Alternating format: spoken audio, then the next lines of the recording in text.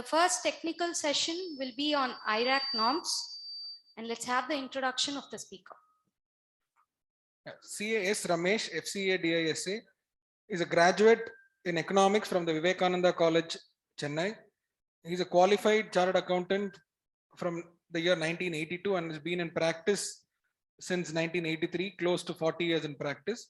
He is currently a partner in SRBR and Associates LLP. He's passed the Information Systems Audit examination conducted by the ICI in September 2002, securing an All India rank of 10.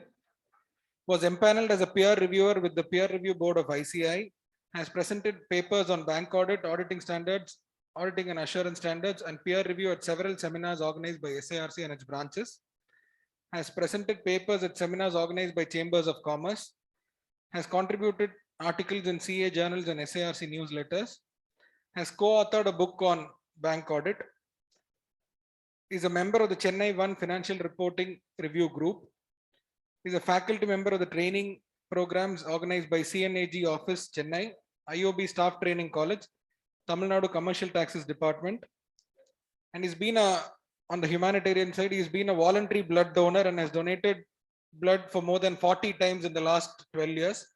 With this brief note, I request CAS Ramesh to commence the technical session. Shri Gurubhyo Namaha. Salutations to all my gurus, without whose help and guidance I wouldn't be what I am today or where I am today. Good morning, everybody. At this point, when I say good morning, I think it's very customary for the speaker to say, I am delighted to be here, to be a part of the seminar. I'm happy to be here to share my thoughts with you. Whether he's actually happy or not, that's the customary line that is said. But in my case, the happiness comes from the bottom of my heart, because Madurai is a city that I love. I have a lot of connections with Madurai. After all, it is the city of goddess Meenakshi, and I don't think anybody can be there who doesn't bow to her. In addition to it, I have a very special relationship with Madurai because my wife was born and brought up in this city. And she was here for the first 16 years of her life before she moved away to Chennai to do her engineering in Gindi Engineering College. And I have a lot of friends in Madurai. So Madurai is a very, very special place to me. Mami Arvid, Tamil Solanan, so it is essentially a very good place to be in. I was supposed to address the members of Madurai branch on the same topic in 2020. And I remember the then chairperson who had taken over, Abhinay Shri ma'am, she was in touch with me from 5 o'clock the day before the seminar till about 12:30 or 1 o'clock in the night, when she finally said, sir, it's cancelled, IC is not going through with it. And yesterday, last night at 12:30, I get a message from the present chairperson, Mani Mekale ma'am. And that is the time I understood that Madurai is a city that never sleeps. And the chairman or chairperson of Madurai branch worked through the night and through the day to make to keep the branch very vibrant. I don't know why we hold a seminar every year on bank audit and have a topic on IRAC norms. At least if there are some changes or some cosmetic changes, we could call it as old wine in a new bottle. But in my opinion, IRAC norms, there's no great changes that have happened. It is old wine in old bottle. So why are we having a seminar with IRAC norms as a subject? But that is the topic that has been given to me, and I have to go through with it. For the next 1.5 hours or so, I will try and see how I can refresh the minds of people gathered here who are not doing concurrent audit and therefore maybe slightly out of touch with the IRAC norms. What I intend covering in this session is the relevance of concessions given to MSME sector by various circulars issued by RBI in the last 2 years. And also the relevance of the COVID-19 regulatory package which started being issued by RBI in March 2020. Although you've used the word relevance, I think some of these circulars are irrelevant or partly relevant. I think we need to take a look at it, because we should not be in a position where we are misled by the bankers to say that they have restructured something or they've done something with reference to a circular which is no longer valid. So I thought we will spend a little time on that. And then we'll move on to resolution of COVID-19 related stress. those individual borrowers and small businesses where there has been a stress due to COVID, a circular was issued as late as May 2021, which will have an impact on the audit that we do for this year. And then, of course, finally, we will go on to the Provincial Norms with a quick refresher, where I would probably like to spend a little more time on the restructuring process of the loan, because that is an area which is of, I would in fact go to the extent of saying the slightly gray area as far as we are concerned and the bankers are concerned. You take a loan and you find that there has been a deferment of few installments, or the moratorium period has been extended, and you ask the banker, yes, sir, we have not restructured, we have only rescheduled or rephased. In my opinion, there is no such thing at all as reschedule, rephase. All of them mean restructuring. And if it does not fall within the parameters of restructuring with a special concession given by a particular circular, it needs to be downgraded. I think we need to spend a little time on restructuring, because that is happening across the country, especially in housing loans, educational loans.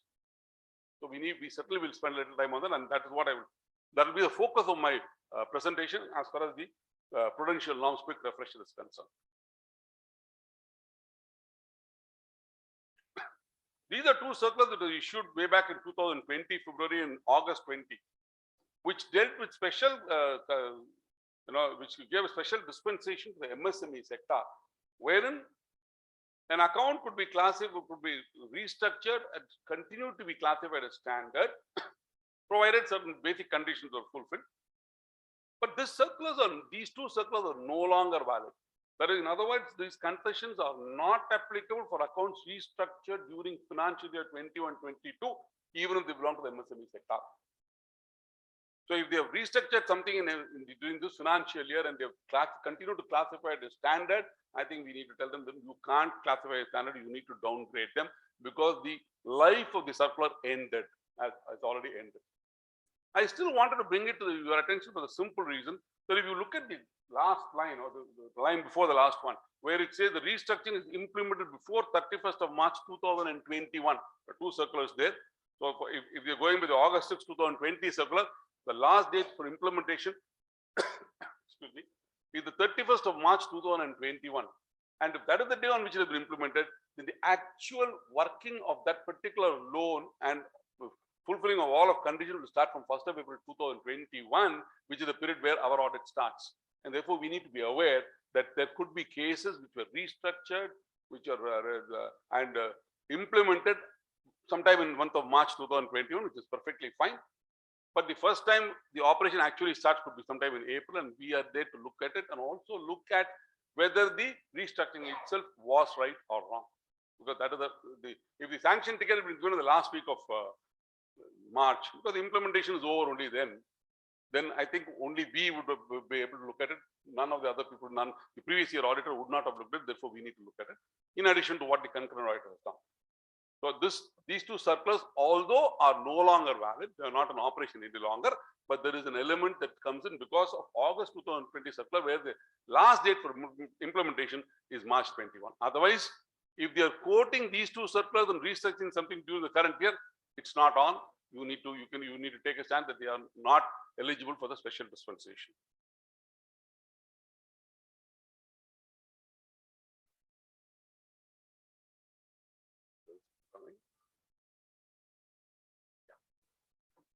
COVID-19 regulatory package, again, a lot of circulars were issued starting from March 27, 2020 to May 23, 2020. These concessions that were given are one-time concessions, and essentially the concession was a deferment of the term loan of the installments in a term loan by 6 months starting from March 20 to August 20. So the first thing that I probably look when I'm doing a term loan verification of a term loan account is, as for the original sanction ticket, what is the start installment date and what is the end installment date? So if the last installment is supposed to end on 31st of December 2023, it can now become 30th June 2024. And if it has been changed by 6 months, I will go back and look at when was this change effected. Was this change affected due to the COVID circulars that I've listed on the screen, these 4 circulars, or was it done in 21-22? If the deferment be done in 21-22, they are not eligible for the special concession given. The deferment happened especially during the first wave of COVID. In fact, they first deferred it for 3 months and then extended it for 6 months, March 20. It is all. The deferment is only there. Any other deferment done in 2021-22 will result, in my opinion, as restructuring and therefore downgrading. And that is something which we need to be clear about, irrespective of what terms the branch management uses. They invariably tell you we have not restructured, we have not changed anything else, sir. We have only changed we have just postponed the repayment by 6 months.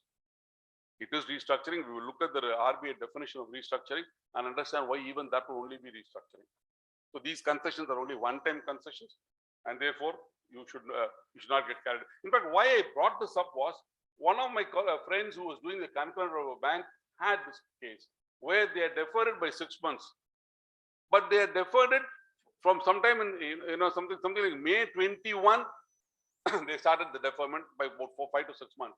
He called me up and asked whether that is valid. I said no, and we then had to talk to the branch management with this circulars, and then I think they've taken it up with their zonal office. RBI, I hope those circulars, MSME circular and the COVID-19 circulars which issued in 20 and 21 mostly are not applicable now, except for that those cases which are implemented before 31st of March 2021. From 2007 or 2008, if I remember right, RBI came up with lots of circulars on various forms of restructuring. They came up with revitalizing distressed assets, CDR, corporate debt restructuring, structuring of existing term loans, project loans, various things. Finally, in 2019, they came with a prudential framework for resolution of stressed assets, June 7, 2019 circular. They said from now on, all restructuring will be within this framework that we've listed in this particular circular. What is the circular? The aim of the circular was to strengthen the structure by early identification of incipient sickness in an account. Then the second one was implementation of resolution plan in defaulting accounts, supported by an independent evaluation by credit rating agencies. They listed out lots of things. I am not going to the depth of these circulars for the simple reason that as it stands today, this resolution plan is applicable only for borrowers with more than 1,500 crores. The resolution plan said, can you go on to the next slide, please? The resolution plan laid down certain conditions. They said lenders shall identify weakness. And they said any account where it's normal, where there are no dues for there are no dues or the due is within 1 to 30 days, it will be classified as SMA 0. If it is 31 to 60 days, it will become SMA 1, and 60 to 90 days, it will become SMA 2, and beyond 90 days, obviously, it will become an NPA. They also went on to say what is default. Default is non-payment of debt when whole or any part of installment debt amount becomes due and payable is not paid with the time. So simple. If something is due today and it is not paid within today, there is a default. But if the default is within 30 days, it is classified as SMA 0 account. If it is more than 30 days, and with less than 60 days, it is classified as SMA 0. Beyond 60 days, but less than 90 days, it is classified as SMA 2. So one of the first things that we need to do when we go into the branch to do an audit is ask them for a list of SMA accounts. These are special mention accounts. I would not even ask them for a special mention account as of 31st March. I would probably ask them for a special mention account of January and February. If there is an account in February which is an SMA 2 and suddenly becomes SMA 0, as an auditor, I am put on a suspicion. Is it by genuine sources, or have they done some hanky-panky business to keep it evergreening?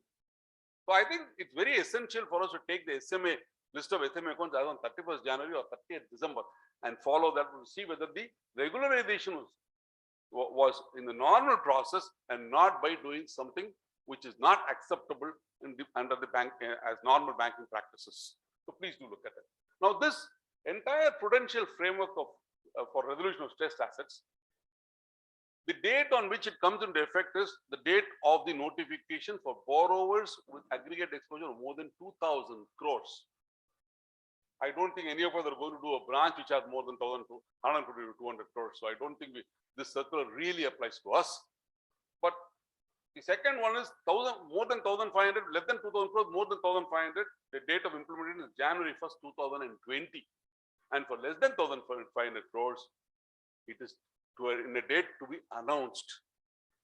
But the reason why I brought this up was any resolution plan that the RBI comes up with is within the framework of this plan that they came up with in June 7, 2019.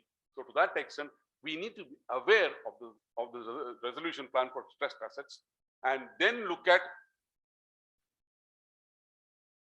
the resolution framework for COVID-related stress. This COVID-related stress again was issued on 30th of August 6, 2020, wherein if you read this circular in conjunction with the 2019 circular where they had the prudential framework, you will find that there are certain things which are very, very common. For example, these are plans there must be a board approved policy. Without a board approved policy, a zonal office or a regional office or a branch cannot get into a resolution process.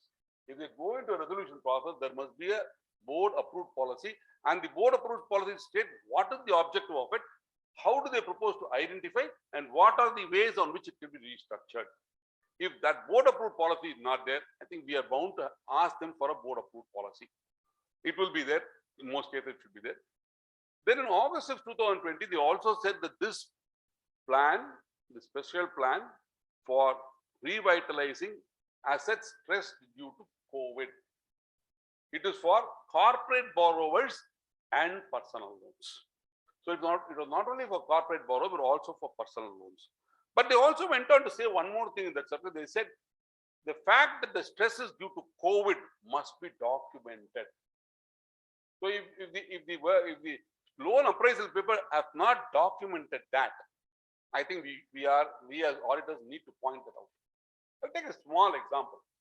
Somebody who has taken a housing loan and because of COVID did not get his full salary, got only part of his salary, comes to the bank, makes an application, says, I am stressed due to COVID.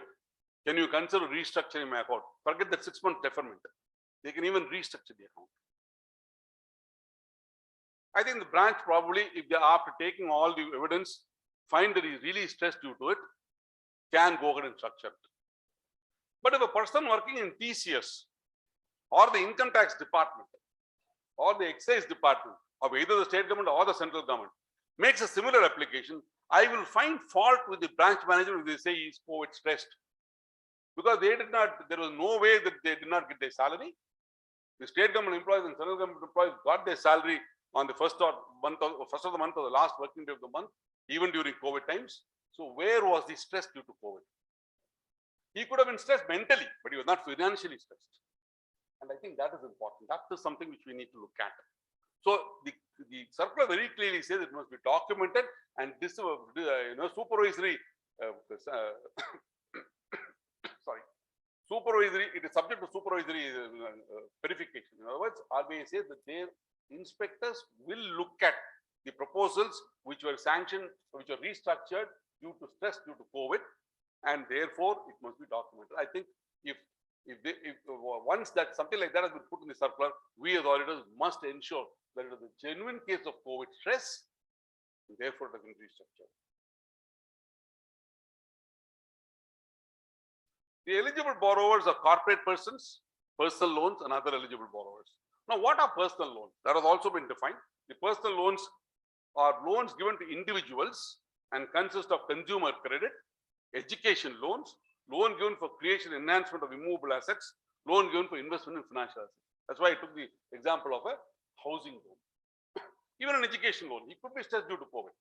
Financially stressed because he just completed the COVID wave stuck, he was not able to get an employment. Makes sense. But if he's already finished the educational course 1 year before, let's say he finished it in 2019, then where is the stress due to COVID? I think as auditors, we need to look at various angles and find out if there's really a stress due to COVID, and then take a call on these loans. On to the next slide, please. These are eligible borrowers. I have listed them out because MSME came up with a separate circular for MSME, a one-time dispensation. Therefore, all those MSME borrowers, loan to primary agriculture, they are not eligible for relief on account of COVID based on this circular. There are other circulars available for them, but not this circular. Now, if you look at this, this was the plan. The resolution was what? Account must be classified as SMA 0 as on March 31, March 1, 2020. All these things have already been done by now. But why I am still wanted to bring this circular to your notice is the resolution plan must be invoked not later than December 31st, 2020 and implemented within 180 days from the invocation. So if the resolution plan was invoked on sometime in December 2020, the implementation plan, obviously, what do we mean by invoke?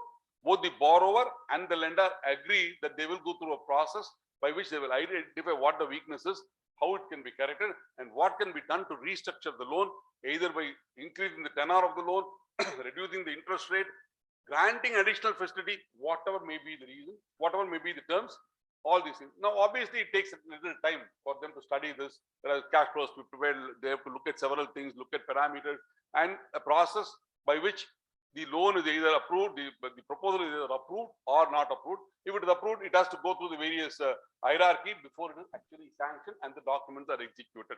They have said 180 days is the time to work. So if some borrower had come to the bank in December 2020 and said, I want this to be done to my account, and the branch had accepted it, taken his proposal, given their recommendations in terms of various workings that they do, and had sent it for approval, by the time the approval came, it could be April or May 2021, because they had time till 31st of June to implement the proposal, which means as an auditor, when I walk in, I have a loan which has been restructured during the current year based on an older circular. I need to be aware of that circular. Although the circular is no longer valid, but the last condition of invocation and implementation is still valid for this current year, and that's the reason why I put it up there. Also, please note that all resolution plans implemented after April 1, 2021 and before June 30, 2020 should be critically examined by us as auditors, especially for large loans. The same circular that we are talking about also spoke about resolution of stressed asset in personal loans. Here again, when it came to corporate loan, they said the date of invocation is 31st December and it should be implemented within 6 months. For personal loans, they said the date of invocation is 31st December and it should be implemented within 90 days, which means it's over. We have nothing to do. It's already done. 31st of March 2021, it should have been invoked. Again, only one word of caution: if it had been implemented on 31st of March, then the actual working starts only from April, and I think as auditors we need to look at it. Otherwise, there's no need to look at it. Now, you find that this circular that I'm talking about of resolution due to COVID, which is the circular issued on August 2020, dealt with both corporate loans and personal loans. RBI in the month of May 2021 carved out only the personal portion from that circular and said for the personal loans we are coming up with a different plan now, and they came up with a different plan. The plan was more or less the same. They only wanted to make it more clear, and therefore they came up with a circular on May 5, 2021, resolution of stress in individuals and small businesses. So the personal loan which is already available in the 2020 circular has now got demerged from that and has come into a special circular of its own. And this circular talks about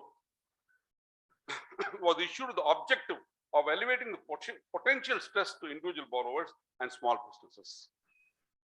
The credit facilities of the borrower must be classified as standard by the lending institution as on March 31, 2021.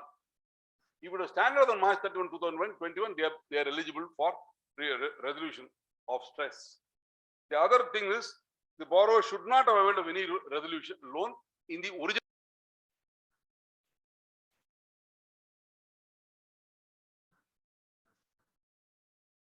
For another restructuring based on the May 5, 2021 circular, except for one or two small concessions given. We will look at it in the subsequent slide. The last day by which the resolution can be formatted is September 30, 2021. And implementation 90 days from September, which means the invocation is before September 30th, 2021. The invocation is before that, and the implementation is before December 31st, 2021. We are in 21-22. There could be lots of cases which have come up from May 5, 2021 till December, which would have got restructured without a downgrade in asset classification. And we need to look at whether they were actually eligible based on the circular. Was there reason for stress? How is it being solved? If we find fault with it, I think we can find fault with it. We should put our comments in the long form audit report, with which Mr. Jain Gokhale will talk about in more detail in the afternoon session. Because the entire crux of long form audit report is essentially on advances. And we generally, quite a few branch auditors, we say, we examined it, did not find anything wrong. I think there are lots of things that we can put in the long form audit report. These are things that we can put. If the entire appraisal is wrong, if there has been no sickness or stress due to COVID, then why did they restructure? Are questions that we can certainly ask. Okay. These are the eligible borrowers. Under the May 5, 2021 circular, the eligible borrowers are individuals, individual credit loans, consumer credit loans. But they also said that this is not applicable to the staff of the bank. If the staff had taken a car loan, he cannot come under the circular at all. Just like very similar to what I was saying a few minutes back. A state government employee, a central government employee was not under financial stress. A bank employee also was not under financial stress. That's why RBI itself, knowledge, wisdom, had given in the circular itself that individual other than bank staff are not available. Individuals who avail loans for business purposes and to whom the lending institutions aggregate exposure is not more than 50 crores as on March 30, 2021. It was originally 25 crores, they increased it to 50 crores. In fact, I was a little taken aback when I read the circular. What are they talking about? They are talking about individuals who availed of loans for business purposes not exceeding 50 crores. Was the circular issued to favor some wealthy individuals who went in for restructuring? Because they also said MSME is not included in this. So, what business are I talking about? Without getting into the political angle of it or the economic angle of it, the circular is there. It very clearly says up to 50 crores of individual small business loans. In small business, they're talking about small business which are not registered, which is not a micro or a medium sector. A 50 crore loan for a non-micro, non-medium sector, small business, something which I am unable to understand. But the circular says so. Please look at this circular if there are cases in this, and then we'll go into it.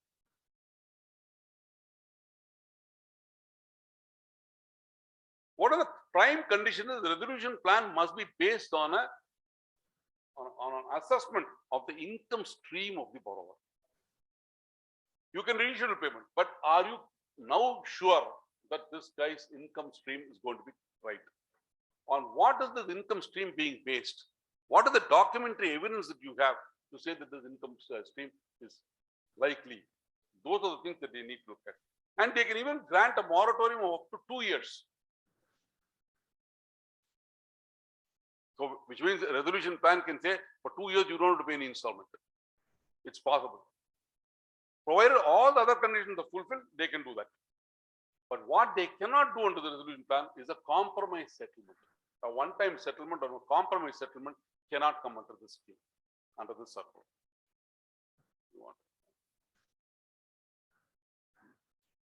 There was one circular issued in May, and the other one circular issued in August 6, 2020, and the other one was issued in May 2021. If you look at the August 6, 2020 circular, it said moratorium of not less than 2 years. Now, the May 2021 circular said if you already got a benefit in the August 6, 2020 circular, you cannot again enjoy the same benefit under May circular, except for the fact that if in the previous resolution plan, you are not granted a moratorium of 2 years, then that can now be granted. Supposing you have not been granted any moratorium, they can now grant you 2-year moratorium, or if you've been granted only 1-year moratorium, it can be increased to 2 years.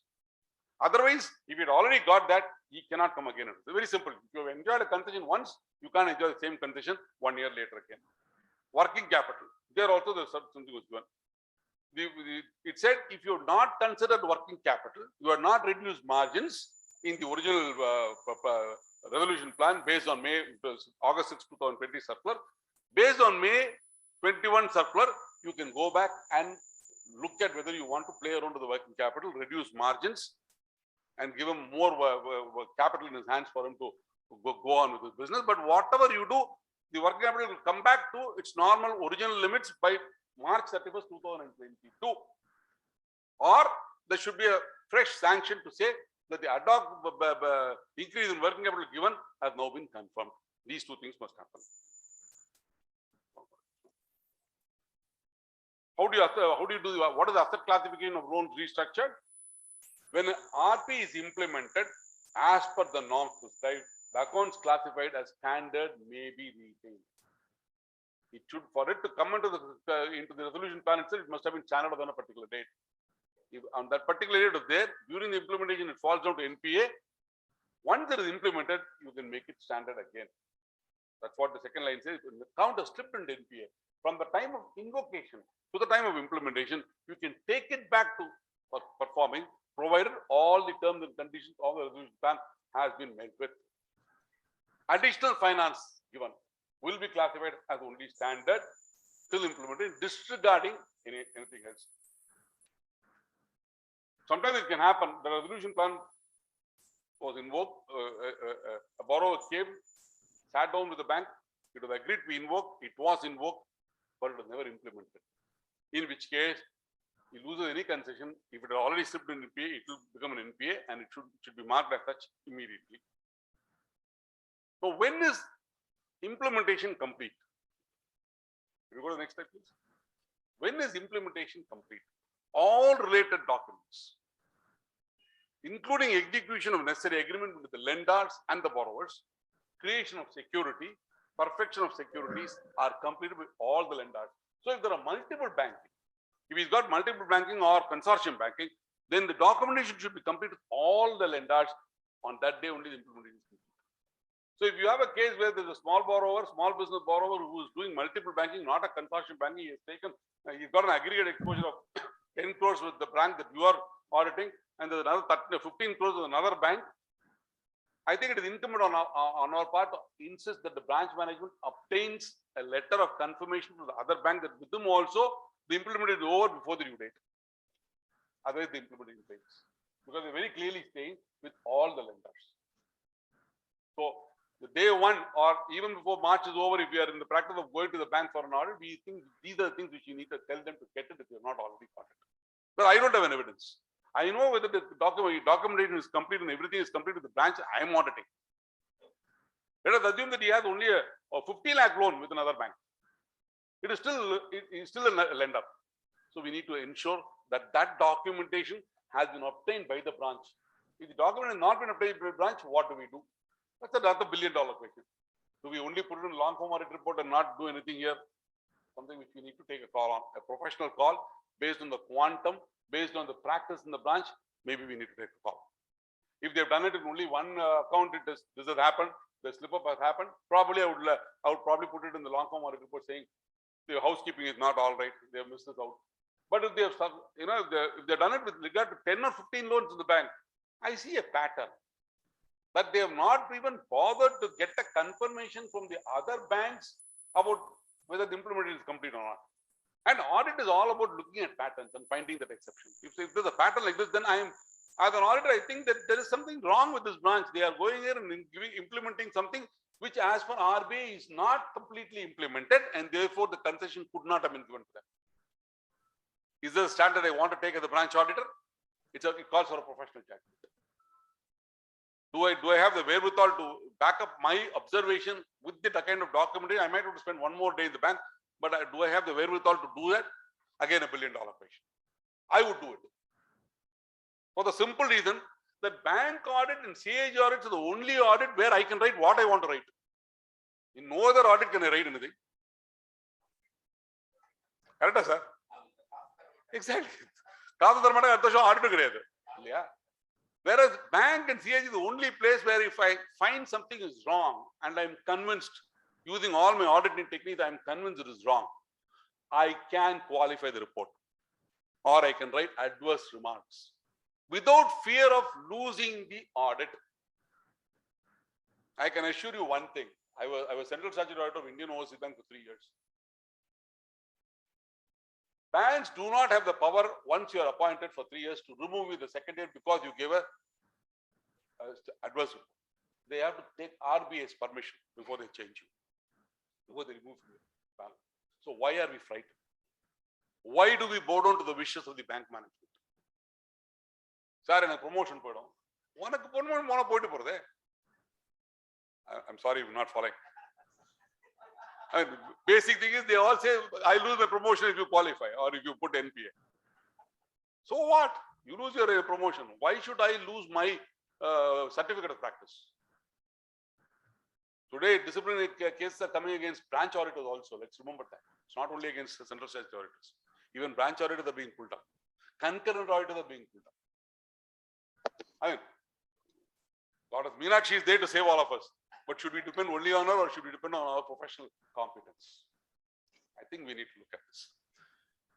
With this, I move on to the Provincial Norms, a quick refresher.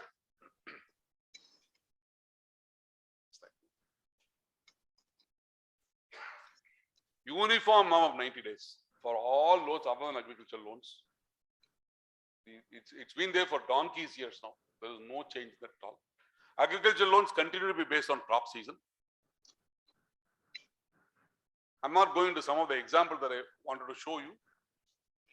As far as the term loan is concerned, any principal or interest due to the bank before 31st of December 2021 is not received by 31st of March 2022, the account will be in NPA.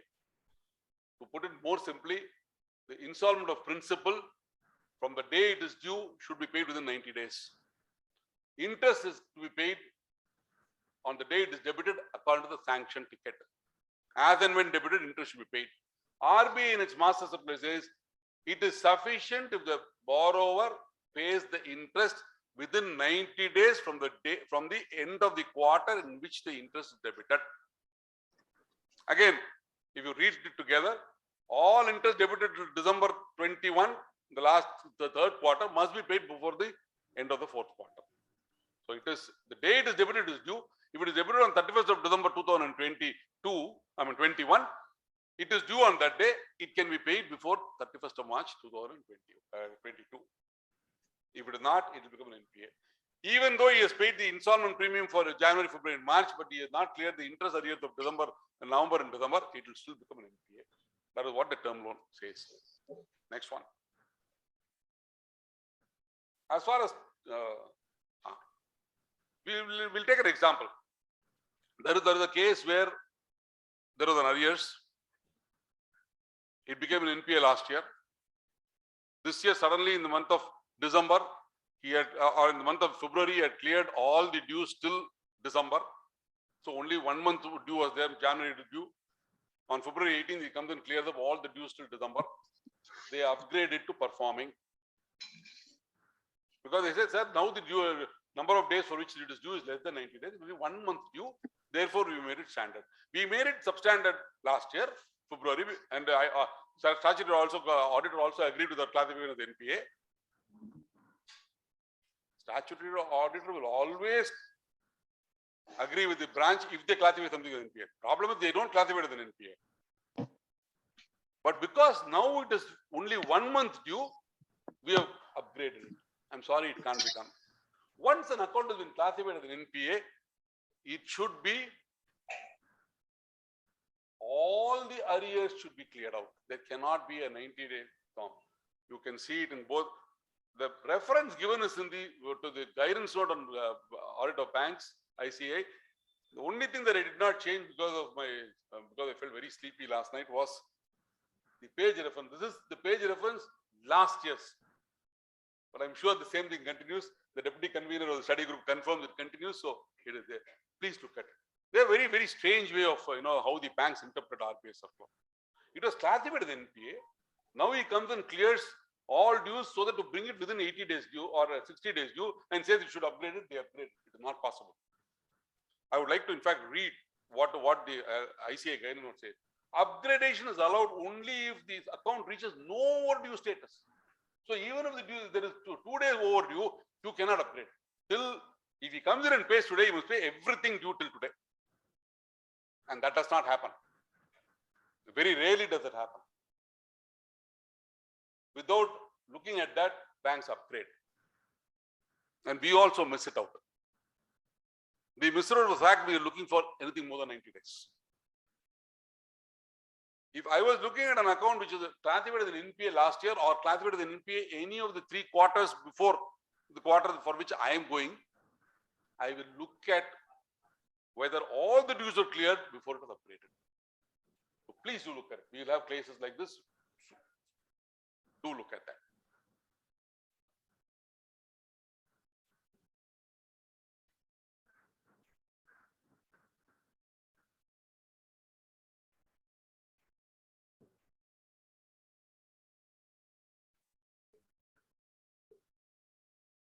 When it comes to CC account or overdraft account, it should be treated as NPA when it is out of order for a period of more than 90 days. What do we mean by out of order? The balance in the account is continuously in excess of the drawing power or the sanction limits, whichever is higher. So if today it goes out of, the sanction limit is 10 lakhs, today the balance is 10 lakhs, 10,000. And this thing continues for a period of 90 days. On the 91st day, the account will become an NPA. But unlike term loan, on the 93rd day, some 4 lakhs can come into the account and the balance can drop to 6 lakhs, 10,000, it will become performing. CC account or overdraft account is a dynamic thing. It can become NPA today because it has been out of order for 90 days. Tomorrow, funds can come into the account from genuine sources and it can become performing again. There is no such thing like clearing all the arrears due account date, unlike in term loan. Therefore, we need to look at it. The balance outstanding is within the limit or the DP. So if the sanction limit is 10 lakhs, the DP is only 8 lakhs because the stock statement does not justify a drawing power of 10 lakhs, it is only 8 lakhs. Then if it is more than 8 lakhs for 90 days, also it will become an NPA. One thing that I found in quite a few cases, to bring it within the limits, on 25th of March or 26th of March, a huge amount comes in the form of 10 or 15 checks of huge amounts deposited into the CC account. The balance falls. So balance comes within the limit. It is only out of order for about 88 days or 86 days, and it is now normal. The bank classifies as performing. We as auditors also look at it and say, yes, it's performing because it has come within the limit. And it is not as if the limit, it came with the limit only the last week of March. Even during January, February, March, there are amounts of coming in, but on the day huge amounts came in, huge amounts also withdrawn. So we will look at the summation of debits and credit and find it's a very healthy CC account. Generally, it could be a healthy CC account in the sense that on the day I receive funds from my debtors, I will also pay my creditors, and therefore CC account is after all operated for that only. But the checks that are deposited on the 24th or 25th of May, a huge amount, some of the checks have returned on the 29th of March. It is accounted. They have been returned as in clearing. They do not have sufficient balance. If you take that away, even on the 24th of March, when the account became normal, it would not have become normal. I think we need to look at that. Those are ways that they use to hoodwink us. They transfer money from one account to another account to bring it within limits. Those are the areas that we need to watch out for and ensure that they are not hoodwinking us. A bill that remains overdue for a period of more than 90 days is also, to put it in very simple terms, if a borrower owes any money to the bank, on the day on which it is due, if it is not paid, he is given a grace period of about 90 days. If on the 90th day it is not paid, on the 91st day it will become an NPA. And once an account becomes NPA, all the accounts of the borrower also become NPA, other than bills discounted under LC. As long as the LC and there is still time for the foreign bank to pay the LC, it will not be classified as an NPA. Otherwise, everything will become a non-performing asset. Moving on to agricultural advances. Agricultural advances does not go by the concept of 90 days. It goes by the concept of crop seasons. A long-term crop and a short-term crop. What is a long-term crop? A long-term crop is one where from the time of sowing the seeds to the harvesting is less than 1 year. It's a short-term crop. A long-term crop is one where from the time of sowing to the harvesting and marketing is more than 1 year, it becomes a long-term. And RBI in its circular, master circular says, loans granted for short-term duration crops will be treated as NPA if the installment of principal or interest remains overdue for 2 crop seasons. So if your crop season is 8 months, and the due date is fixed, let us say 2 months after the crop season. From that due date, on the due date, if it is not paid, it becomes irregular. There should be another 8 is the crop season, 16 months more before it becomes an NPA.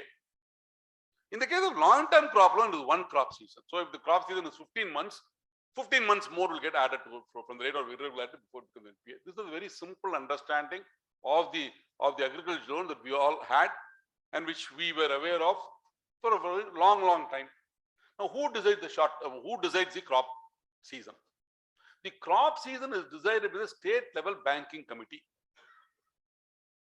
And I would beseech all of you to please log into the state level banking committee of Tamil Nadu, which is where most of the branches that we are going to audit is located. If you have some branches in Kerala, also into that.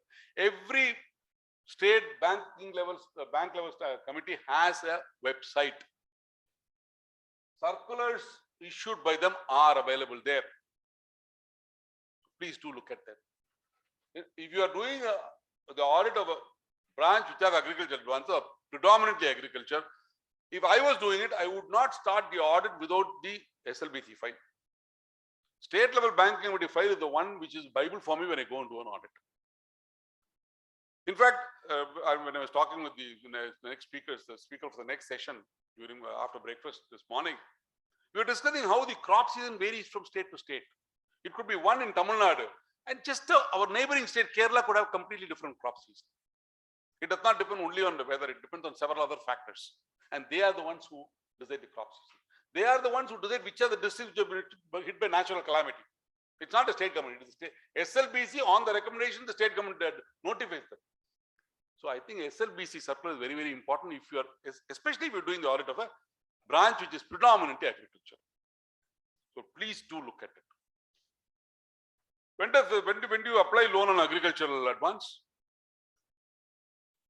I have reproduced the illustration exactly from the Institute guidance note. Kharif crop and Rabi crop. Again, at the risk of being wrong, I would say this Kharif and Rabi season, the illustration given is for a particular thing. It's a general illustration. It need not apply to Tamil Nadu. Am I right, Mr. Jain? It need not apply to Tamil Nadu. Please look at the idea of bringing it is we need to be aware that when does the interest application start? When does it end? When does compounding start? When does the penal interest start? If that period changes, obviously this will also change. That is the reason why I put up this thing. Because there is a confusion. When you go to the branch, they will tell you also the penal interest start only from the end of the season, sir, or after 6 months after the season. All ICAI has given us the guidance. But as far as the season is concerned, we need to be guided by the SLBC. Am I clear on this? We need to look at the illustration given by ICAI in the guidance note and read it in conjunction with the SLBC circular defining the crop season for that particular state. And then conclusion about interest application, penal interest application, compounding, and also NPA. Can I go to the next slide, please? In fact, if you look at this, this is again interest only. Next one. There was a clarification asked for by the Maharashtra State Level Banking Committee to RBI, and RBI said, what is the crop season is what they asked. When does the crop season start? The RBI said the crop season for each crop means the period up to the harvesting of the crops raised. Please go on to the next slide. The crop season for each crop means the period up to the harvesting of crops raised. That is from the date on which it is sowed till the date on which it is harvested is the crop season. The asset classification assume that there is a normal crop yield during the season for which the credit is extended. Hence, immediately after 2 consecutive harvest seasons, as per the cultivation pattern followed by the farmer borrower. So they, by putting that line within the bracket, they said it will depend on the borrower, district, state. It is not common for the entire country. So we need to look at that and then decide on this. But let us remember only one thing. For a short-term crop, it is 2 crop seasons. For a long-term crop, it is 1 crop season from the due date before it becomes an NPA. If we are clear about that basic premise, which cannot change, the crop season can change, but this cannot change. Once we fix the crop season, then everything else falls into place. Next slide, please. These are again examples given, lifted from the ICAI guidance, put up there, just for an understanding. It is all there in your material, it is only for an understanding. Those dates given there will change or may change depending on the crop season followed by the state where you are auditing. If natural calamities hit agriculture one, next one. If natural calamities impair the repaying capacity, banks can decide on their own. Unlike the resolution plan for stressed asset that we were talking about, 2019 circular, which is non-agricultural loan, where there is a prudential framework for it, RBI has given banks permission. They have given the right to decide and apply relief measures for agricultural advances based on this circular dated July 1, 2015. So if you come across cases where there is an impairment or of the borrower and it has been done, again, this circular being invoked also would be sanctioned or approved by the SLBC. An individual bank cannot do it. It is for an entire state or a particular district. Therefore, individual bank alone cannot go and invoke the circular. Once an individual bank cannot do it, SLBC comes into play. So if they say we have used this circular, ask them for the SLBC confirmation that this circular, these districts have been classified, there is an impairment there, and therefore it's been restructured. Other advances, other than agriculture advances, the circular again is 2013, where natural calamities appear and you can do it. We looked at cases where if an account is overdue for more than 90 days, it becomes NPA. Account is running perfectly in order. There is no overdue. Term loan installments have been paid, but still the account may have to be classified as NPA for various reasons.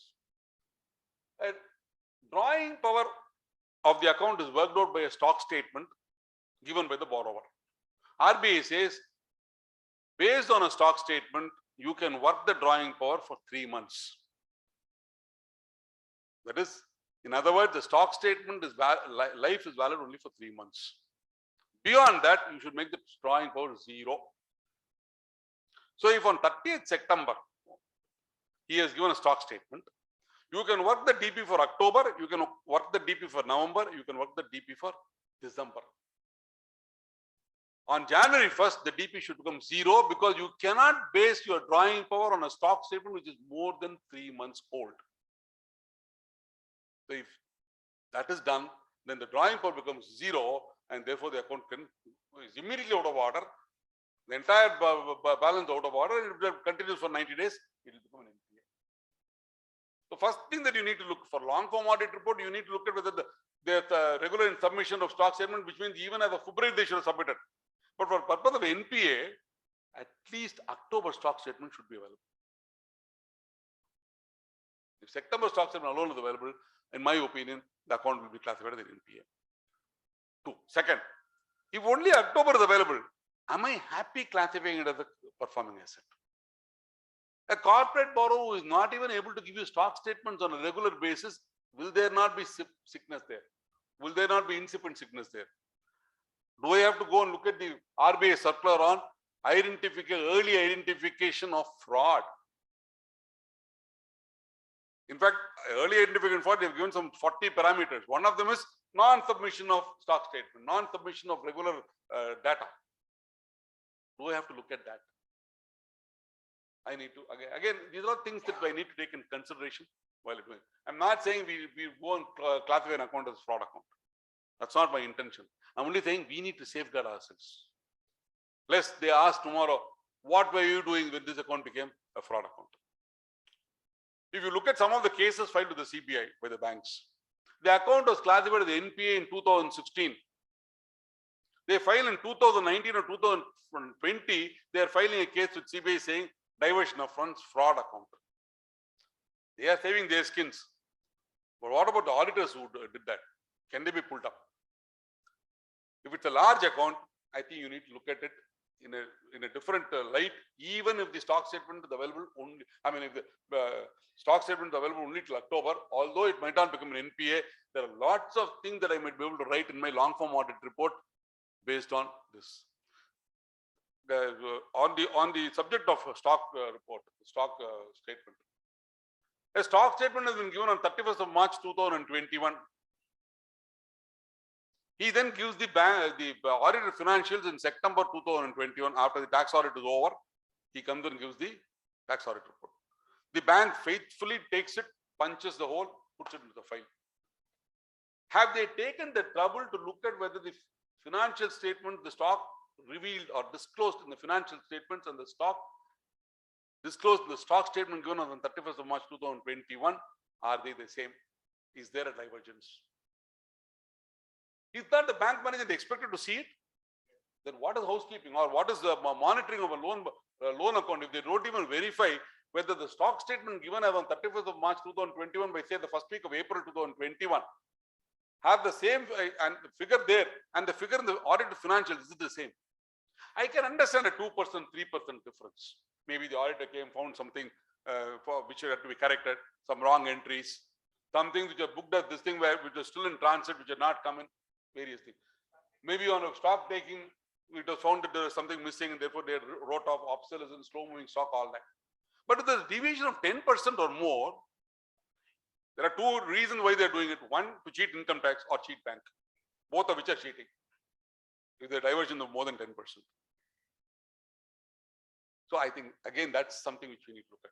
You know, why I bring this up in every seminar I address is in the State Bank of India, when I was doing one of the large branches, this happened. There was a significant variation of almost 18 to 19%. And when we took that and said, we are reducing it from the opening stock, which means every month stock statement we're going to take away this figure, we found the account will become an NPA. To strengthen our thing, one of our articles who was doing the job there found a stock verification report after this date, done by an external auditor, which was there, which they had not, filed properly, which also revealed stock differences. I'm just saying, if you are able to, if you get some iota of an idea, go with it. Take it to a logical conclusion. Fight. The branch manager need not agree with your classification. Let him write his remarks. But you stick to your classification as long as you think it is right. Similarly, then moving on to the next thing.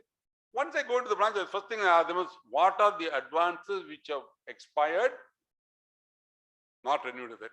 Give me a list. If it is not renewed within 180 days from the date on which the sanction lapsed, it will become an NPA.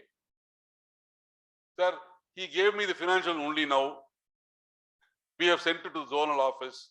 All excuses. Again, if you look at the RBI circular, read the RBI circular, it says, we understand that large borrowers will have problems giving their financial statement, their stock statement, and all.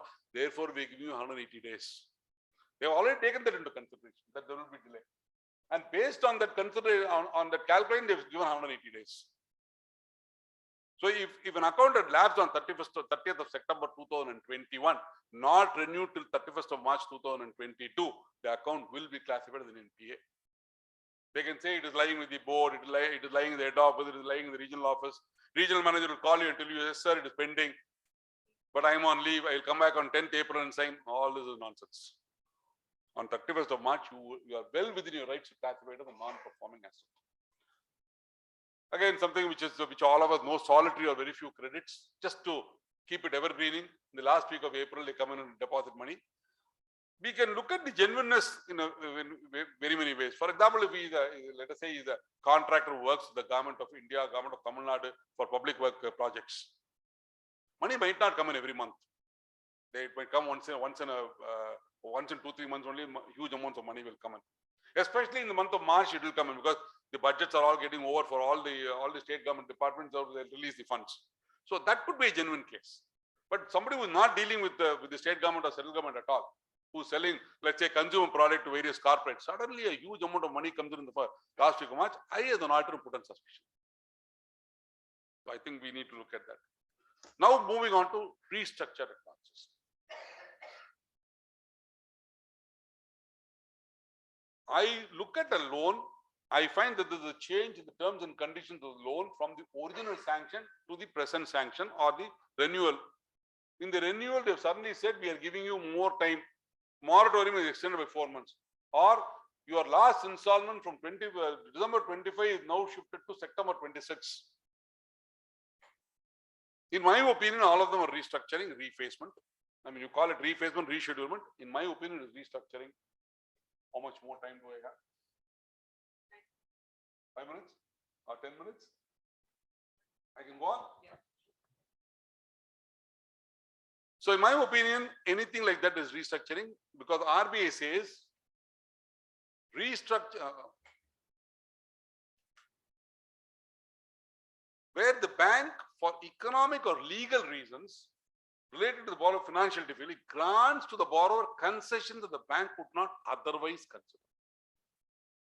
If the interest on education loan is reduced for all the borrowers across the country by 1%, it is not restructuring, because the concession is given to all the borrowers. But if it is reduced only for me, then obviously it is the concession given to me which will come under restructuring.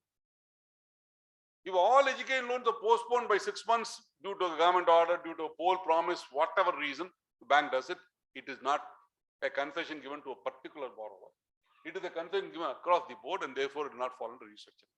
But any change in the terms and conditions which confers a benefit on that individual borrower will amount to restructuring. Can we go to the next slide? Restructuring means modification or alteration of what? Repayment period. So from 36 months, you make it 40 months, or 36 months, you make it 48 months. Repayment amount. Every month you have to pay 1 lakh. It is enough if you pay only 75,000 rupees from now on for the next 10 months, and then you will go back to paying 1 lakh.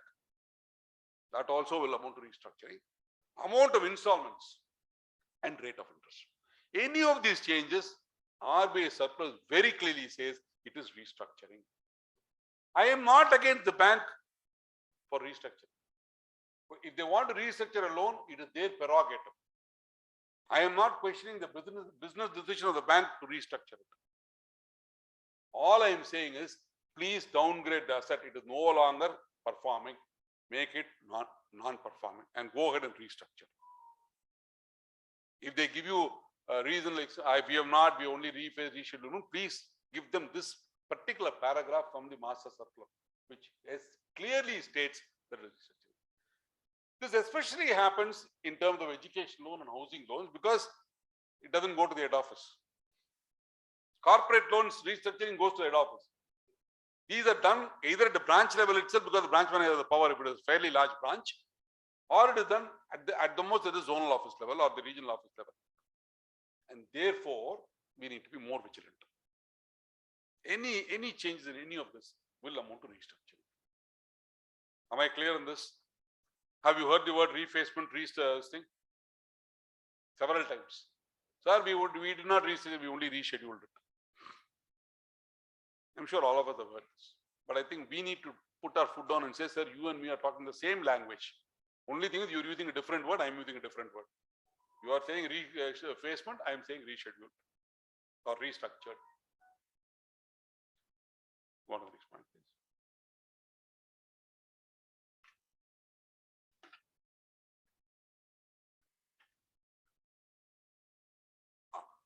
Once an account is restructured,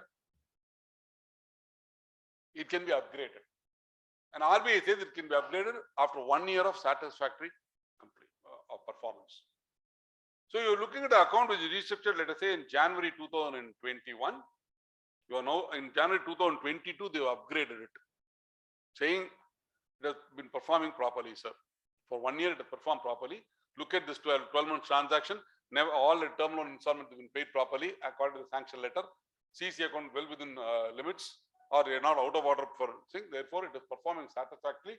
Therefore, we have upgraded it. We downgraded it on 15th of January 2021. 1 year satisfactory performance, we have upgraded it. Please look at the sanction letter. If the sanction letter had given a moratorium of 4 months, then the 1 year period will not start from the date of restructuring, but from the date on which the first installment of interest or principal is due as per the revised sanction. That's what is said there. Specified period means a period of 1 year from the commencement of the first payment of interest or principal, whichever is later. So if I have two moratoriums, one in terms of a principal and one in terms of an interest, one started one till till March 2021 and the other till September 2021. The later is the one is what I should take, and 1 year will start from October 2021 and it should perform satisfactorily for 1 year, which means October 22 only it can be upgraded. But they will upgrade it exactly 365 days from the date on which they restructured it. RBI has issued a circular saying that all banks should completely automate their system of identification of NPA. It should have been done by June, if I remember right, by June 30th, 2021, it should be over. But it's almost 2 years since I did bank audit, so I can't comment on whether it's done or not. But some of my friends who are doing concurrent says no, so there's still some amount of leeway there left. Again, so Google can confirm that all the banks have completely automated. Stock statements, the 3 months, that's also again something which is there should be no manual intervention at all. In fact, that circular which talks about NPA identification or automation says the bank software should be able to generate a status at the end of every day, performing and non-performing. Day end report, they should be able to bring it up. At any given point of time, they should be able to generate. I'm not doing concurrent, so some of you who are doing concurrent should be able to say whether they're really following the automation process.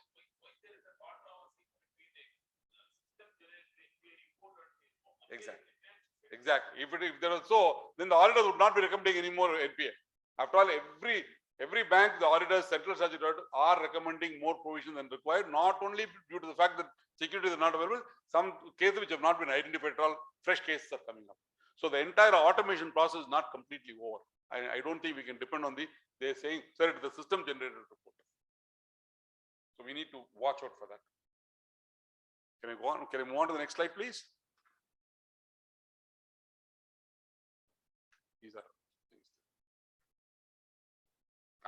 These are done at the head office. So next one.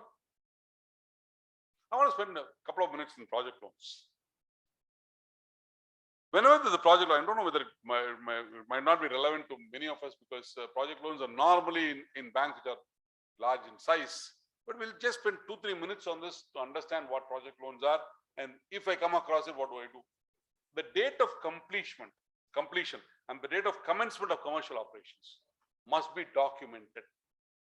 In a project loan, very essential. These two dates are very, very essential, and they must be properly documented before the financial closure of the project is done. Because lots of things depend on these two dates. So in the appraisal note, before the financial closure is done, these two dates must be documented. Please check whether they've been documented properly. The project loan can be delayed due to various reasons. Extraneous, management's own problems, extraneous reasons, political strife, several reasons why a project loan can get delayed. If it is delayed, how do I classify them as an NPA? Are there any concessions available to say, yes, although it has been delayed so many years from the date of completion, envisaged by the project, can I say that it is not an NPA?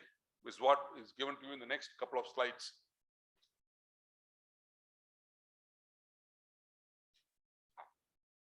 So if the date of commencement of commercial operations has been fixed before the project took off, and it is now being changed. In other words, it is being deferred. Although it is restructuring, remove the golden rule. Any deferment will lead to restructuring. That's why deferment of DCCO not treated as restructuring and hence asset classified as standard. RBI says, yes, you are deferring. You are deferring for these reasons. What are the reasons? What are the conditions by which you can defer? But don't treat it as a NPA. It's a special concession given to project loans. Again, something which comes to our support when we argue with the management saying, RBI says deferment amounts to restructuring in a project loan. But they say, because it is project loan, I'm giving a special concession, it is not fixed. Next slide also talks about what are the other conditions. Again, I don't want to spend too much time on it. Please only remember that there is a difference between commercial real estate exposure and infrastructure projects. Commercial real estate residential this thing and commercial real estate exposure. If you come across cases like this, please look at the definition and the difference between commercial real estate and residential projects and infrastructure. Okay. Moving on to income recognition.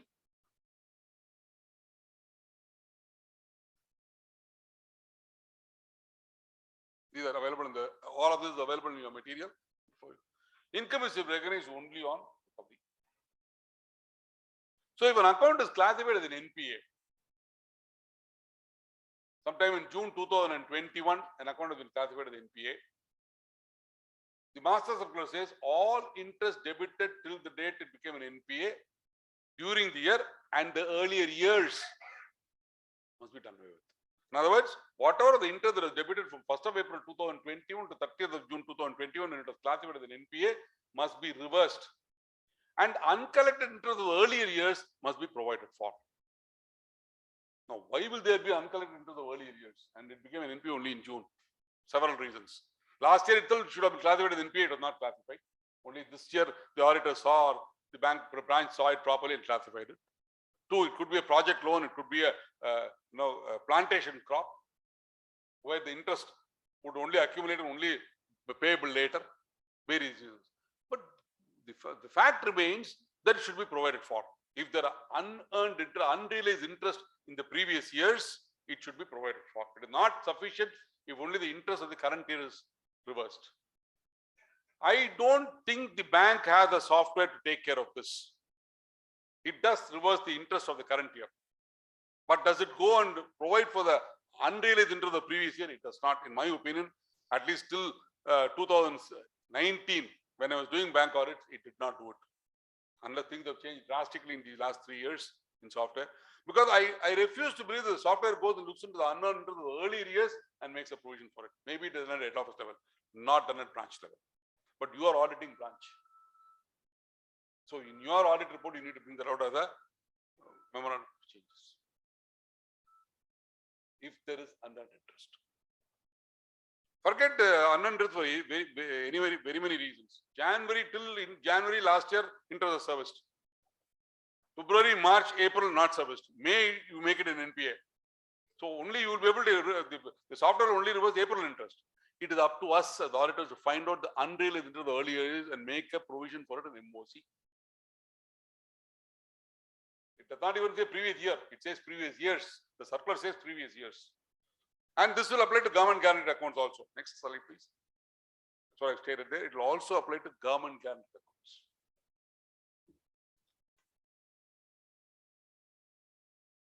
Previous years is what RBI says. Therefore, look at if an account has been classified as NPA, especially in the first or second quarter of the year, look at unrealized interest of the early years.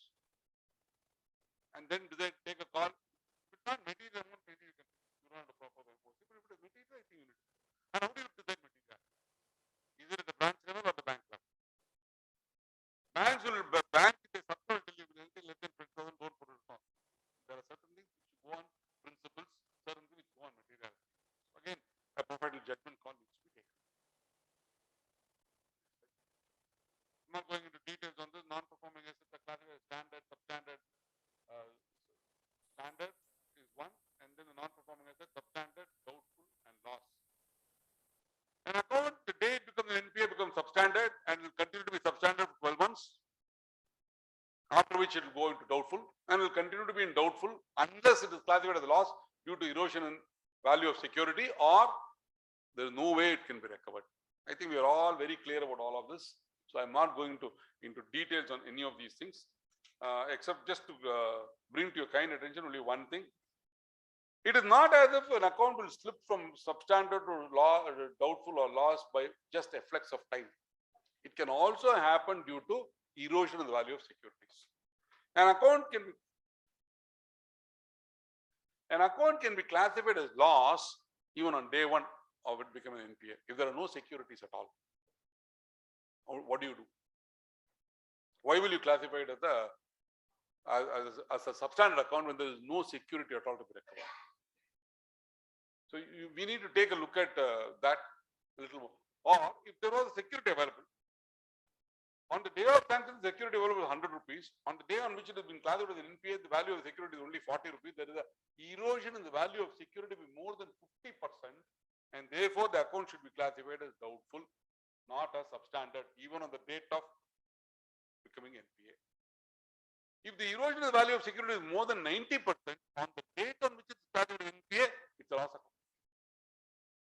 So I think we need to just look, be clear about this, and then I think asset value becomes simple and easy. Can I go on to the next slide, please? I'm just clipping all these because they're the same thing. We have discussed this for years together. One more. One more. Asset classification is borrow wise, not facility wise. We are all clear. The exceptions also I have given. The first one is what we really need to understand because the other two are not available at the branch level. Therefore, the first one is what we need to understand. Next one. Go on. Should we stop at the previous slide? If there's a consortium loan, I will classify the account as standard or substandard based on the records available at my branch and the performance of the account at my branch.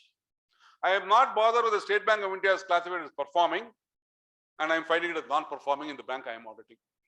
Branch manager will tell you, sir, it's a consortium loan. The leader of the consortium is classified as standard. Therefore, we will also classify. No, you will go according to the record of recovery in the branch that you are auditing. However, RBI says if money has been collected by the leader of the branch and you give a commitment to say it will pass on to you, which is available in the form of a letter from that leader in the branch that you're auditing, then you can take that into account and say, okay, if this money has come by 31st March, it would be performing, therefore I'm classified as performing. Otherwise, no. Okay. Next one. Any account guaranteed by the central government. Next one, please.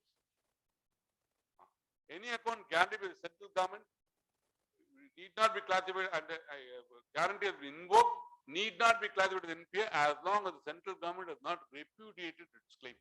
What do we mean by repudiated claim? It refuses to pay.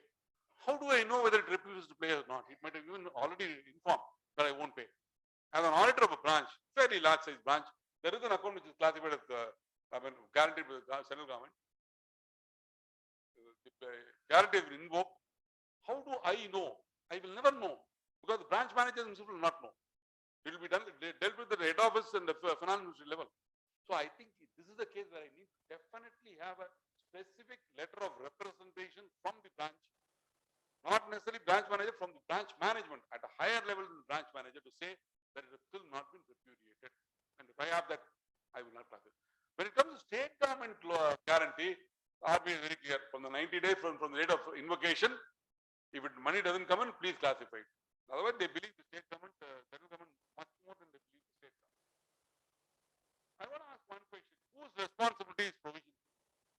Some of the younger members here, who is responsible for provision for NPA? Is it the bank?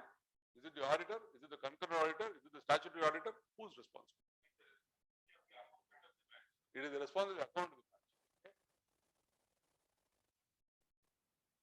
Not the responsibility. Okay. Okay. Anybody who says no, what the gentleman is saying is not right?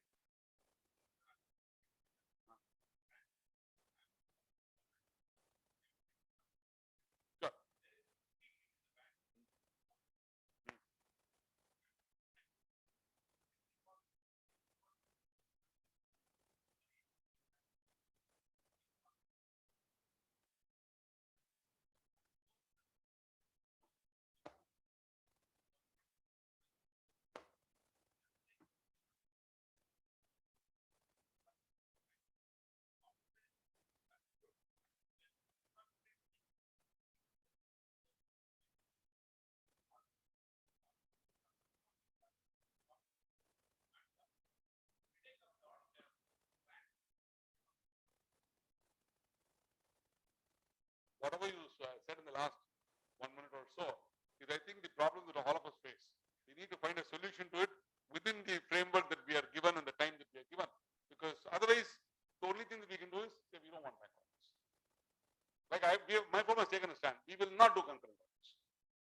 For the kind of money they are paying us, the responsibility is cutting my head and putting it on the table. In a statutory audit, I am willing to take the risk because at least personally speaking, for the last 15 years, we have been able to tell the management what we want before at least 10 days before the year ends and say, this is what we want ready, this is what we're going to see. And in fact, you'll be surprised that except in 1-2 years when we did Canara Bank audit, in every other bank, we have got even a letter of representation for everything that we want to put in the letter of representation. So I think if we take a firm stand, I'm talking within the four walls where we're all fellow members of the same institute. There are sometimes what happens is there are members of our profession or colleagues or our friends who finish a branch audit in 1 day. I can't finish a branch audit with even 20 crores advances in 1 day. Therefore, the branch management assumes that we can hoodwink this audit. Put your foot down. They will pressurize you. I'm sure they will pressurize you. 8th of April you must close. There is no sanctity about that. What happens if you go to 9th or 10th? Heavens will not fall. But you need to be clear why you are delaying the process. You have to tell them much in advance. On 6th, if you tell the branch manager, and also call the zonal office and tell them, look, I have so many issues in the branch. I am going to delay my report by a day or two. There are no issues. They will still keep calling you. Because the regional manager will say, no problem, sir, take your time, quit on 10th. But he will tell his assistant to keep calling you from 6th. That pressure we need to put up. I'm fully with you, sir. Whatever you said is definitely there. Maybe the quantum has been coming down year after year. I don't think the ICA is the right forum to take it up because are they the ones to solve our problems in terms of auditing is something which I'm not sure about. But we'll talk about this. We'll talk about it later. Anybody else has a different opinion on provisioning? I would like to read from RBSIRC. Can I go to the next slide? And with this I'll end. The primary responsibility is that of the bank management and the statutory auditor, is what RBI says. He is the regulator. We can say several things about, I am only the checker, I am only the auditor. It is the primary responsibility, that of the management. I can only recommend. He is the regulator. Under his direction, we are getting the audit. He says it is also your responsibility. Can we ignore this line? In my opinion, we can't.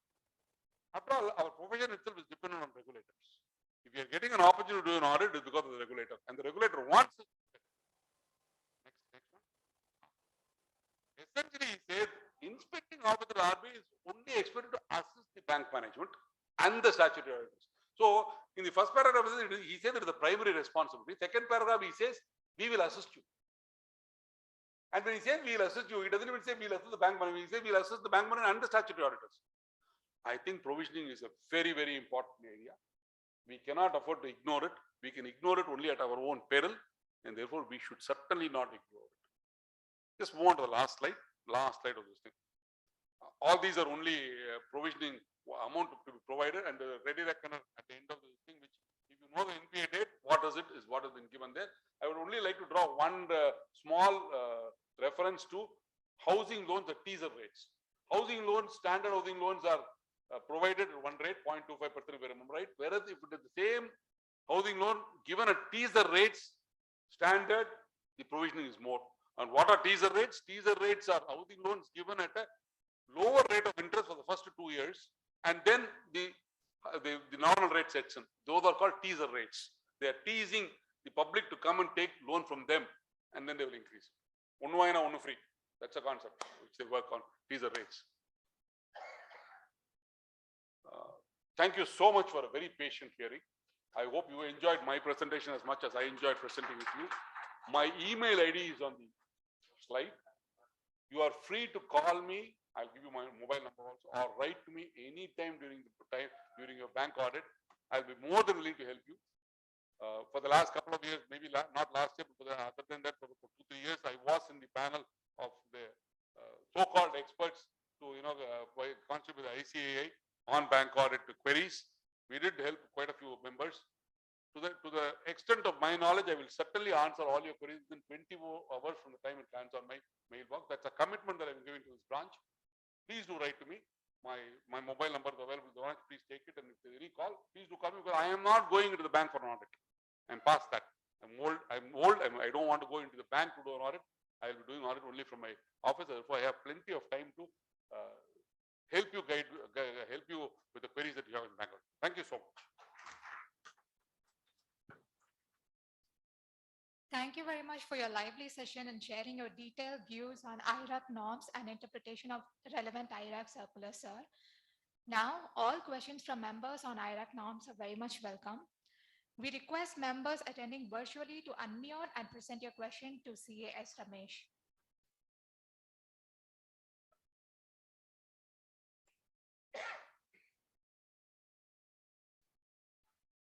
So we have one question from a virtual participant, CA Lakshmanan sir.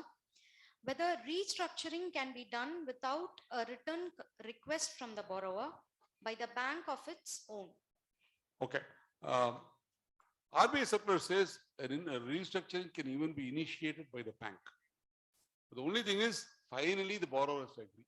It is not as if they have to wait for the borrower to come in and start. If the borrower gives an application, it definitely is process. They themselves identified it, they can come up with a plan and put the borrower. Only agrees to and signs it, it does not. Only a plan that the bank. Thank you, sir.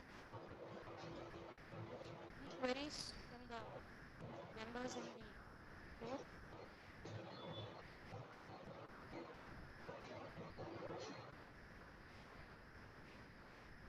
Virtual participants can even unmute yourself and raise the query.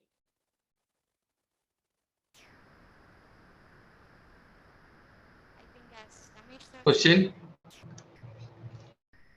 Lakshmanan.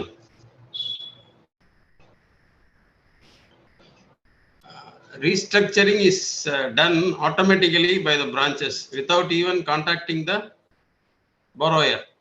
The borrower does not know that it is being restructured. In many cases, because they are not able to contact the borrower, he is missing, they automatically restructure the account of their own and see that the NPA is becoming a performing asset. I understand your question. If the borrower is missing, in my opinion, should be classified as loss asset first. Okay. Yes. If they have not been able to contact him in spite of letters sent to him, it should definitely be classified as loss asset. He is available, but he is not from the bank. He is not agreed to restructuring. Again, it is restructuring itself. Restructuring is to be agreed upon. He is classified as non-performing. Even if they have restructured it under a special circular. If they have not done it under a special circular, the minute it is restructured, it has to be downgraded, make it an NPA. And depending on the security available and the condition of the borrower or the whereabouts of the borrower that you are able to gauge from the 5 papers in the file, take a call on whether you want to classify it only as substandard or even doubtful or loss. Because just have working papers to support your contention. Yes, the borrower has to agree for the restructure. Absolutely, sir. Absolutely. There is no doubts about it at all. Implementation also is complete only when the borrower signs all the documents. And for any restructuring, there is no way the bank can unilaterally restructure it. They are giving a concession to the borrower. It should be actually be at the request of the borrower. But banks also, RBI said, they need not wait. They can start the restructuring process. But however, the borrower must finally accede to the restructure. So without that, the restructure is not valid at all. You can even take it as if it has not been restructured and go with the original sanction plan. In any case, even if it is restructured, it has to be downgraded. The only thing is whether I will classify it as substandard or even doubtful. Thank you, sir. Thank you.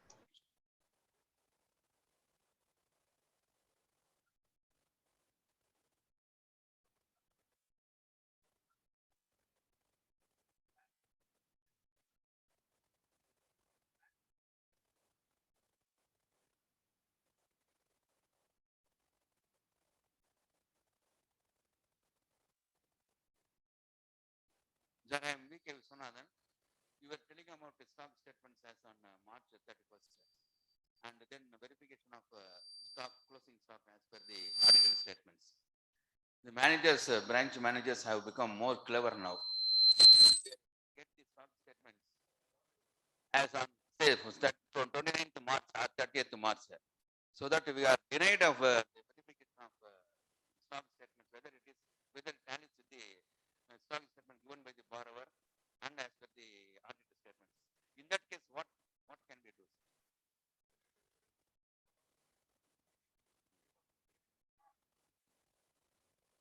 They given a stock statement on 20th of March, let us say for a crore rupees, and they've given a stock statement on 31st of March with the finance for 30 lakhs. Difference of 70%. As an auditor, am I not in my rights to ask the branch whether why have you not asked him for a deviation of so much? Have they sold off 70 lakhs worth of raw material, converted them into finished goods and sold them off? Or if they're finished products, have they sold them off? Is it reflected in the sales turnover of the month? Is it reflected in the GST turnover of the month? We can raise questions. We might not have full answers. And I can voice my doubts in the non-form audit report. And if I have some evidence, I can even go to the extent of asking the branch manager to provide a certificate from the audit of the bank of the borrower. Unfortunately, I put in one of my fellow professionals. If he is available, he will certificate. He will also be in the bank. So he is not going to give you that certificate. These are things we definitely need to ask. We need to at least create an awareness. See, as long once you plug a loophole, bank management will find another hole. Yes. Obviously, we do the same thing with income tax, and the finance will find it. Therefore, the bank also will do it. We need to be clever. Is there a pattern? Every month we can compare. We can see whether several 9 months or 11 months is given is one thing. In April alone, it is different. We need to see whether we can use Benford law, any other law, any analysis by Excel to say that this is not right. At least, even if I'm not classified in NPA, am I alerting the management to the possibility that something is wrong with the account and put it in my long form audit? Because after all, RBI says, if you can identify early signals, please let us know. Am I adding value to my report by at least putting it in my long form audit report instead of just ignoring it? That is something. Thank you, sir. We can't classify everything as an NPA because evidence might not be available. But evidence is available for non-monitoring, improper housekeeping. Both things I can report and add value.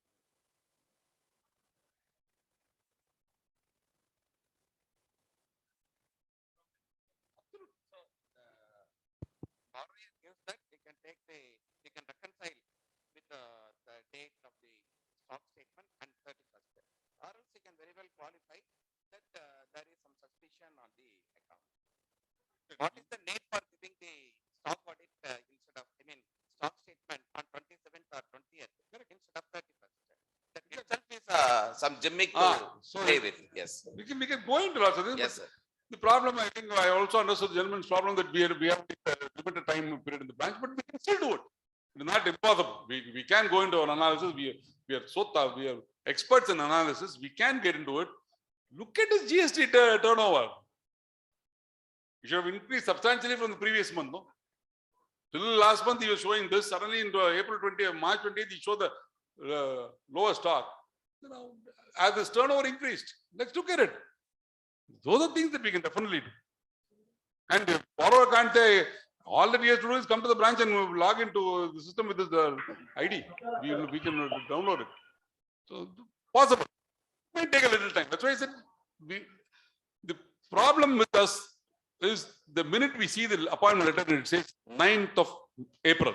That sticks in our mind. Whether it is 2 branches or 3 branches, if it is 2 branches, 4.5 days. If it is 3 branches, 3 days. That comes into my mind. I don't think that should come into mind. 9th April, there are 7 working days, 7 days per branch. Do I have the capability to have 2 teams or 3 teams? I cannot have 1 team and do 3 branches. And that is where the basic problem starts. We are not equipped to have 3 teams or 3 branches. And we try to do whatever the number of branches, the number of days divided by the number of branches, we have only 1 team. Bank management also knows that. And there is where they're trying to play with us on the aspect of time. If you're able to overcome that, take up only branch audits if you have the capability and have the team. By team, I don't mean even on your own people. Your colleagues might not have got the bank audit this year. Are you able to take assistance from them and form a team? Nothing wrong. It is not subcontracting. You're only borrowing article employees who are also members of the students of the profession. Train them, go ahead and do an audit. How many of us have training program for our staff? Most of the members sitting here have heard IRAC norms 10 times and probably third or fourth time from me.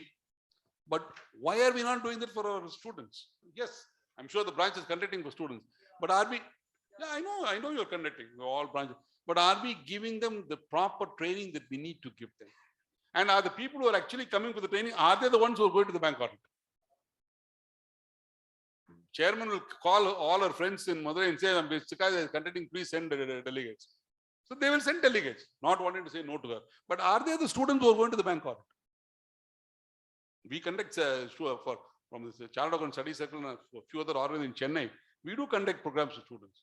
But we find most of them, I'm seeing for the second time, I saw them faces last year, I'm seeing them again, but they've still not gone and done a bank audit. That means they attend the program because they don't want to say no to us in terms of delegates, but they're not sent to bank audits. I personally feel that we should have, if we are doing 2 branches, we should have 2 teams. Now, 3 or 4 people is different. We can't have one team going to the first branch, finishing it and moving to the second branch, finishing and moving to the third branch. It is not going to work. Quality will suffer and we will have problems. While we blame the bank for lots of problems, which I completely agree, I think we must be honest within the 4 walls of the room to admit that there's some amount of flaw with us also, with our planning, with our methodology.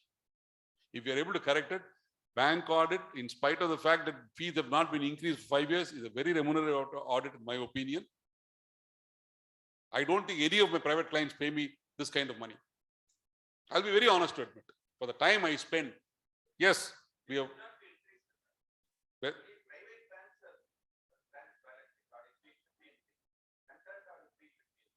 Exactly. Absolutely correct. I agree with you. In spite of it, we can do a good job, provided we are committed to do it. And we also, while I fully agree with the gentleman that there are problems with the bank, I will also blame the bank. But I think at one point in time, we need to close our eyes and reflect, am I capable of solving and doing a good job in spite of all these limitations of branch management?